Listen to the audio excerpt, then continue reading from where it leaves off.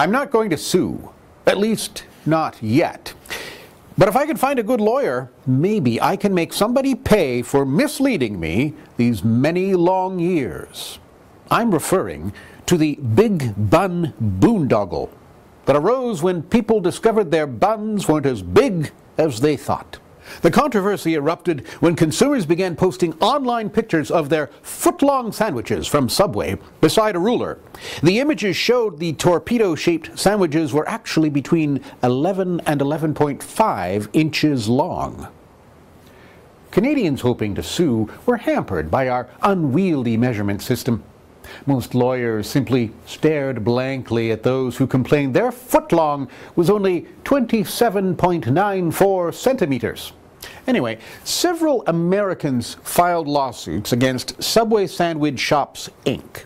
A guy in Chicago claimed his foot-long sandwich was less than 11 inches long and alleged, quote, a pattern of fraudulent, deceptive, and otherwise improper advertising, sales, and marketing practices. I agree.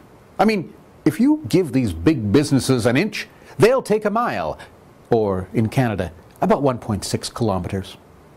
And then little folks like us, who usually aren't that little because we eat too many sandwiches, end up with the short end of the stick. But really, the big liars here aren't the sandwich makers, but the people who make us believe in phrases like the short end of the stick. Because unless you're a dog in need of cardio, sticks are useless, no matter which end you get. And that's just the start. There are all sorts of words and phrases that are dangerously deceptive.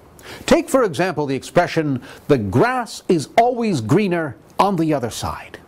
For years, I believed this. It made me sad and envious. But now, I realize it's not true. In fact, ever since they banned most pesticides, there hasn't been green grass anywhere, just weeds.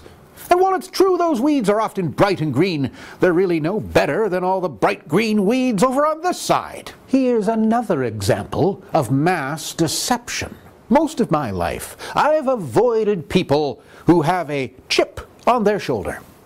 But now I realize that anyone with a chip on their shoulder probably just fell asleep while snacking on junk food and watching TV sports, which is something that happens to me every weekend.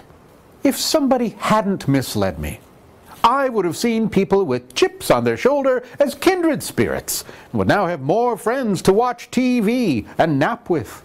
Now, if I can only find the folks who coined these fraudulent phrases, I'll take them to the cleaners and cry all the way to the bank.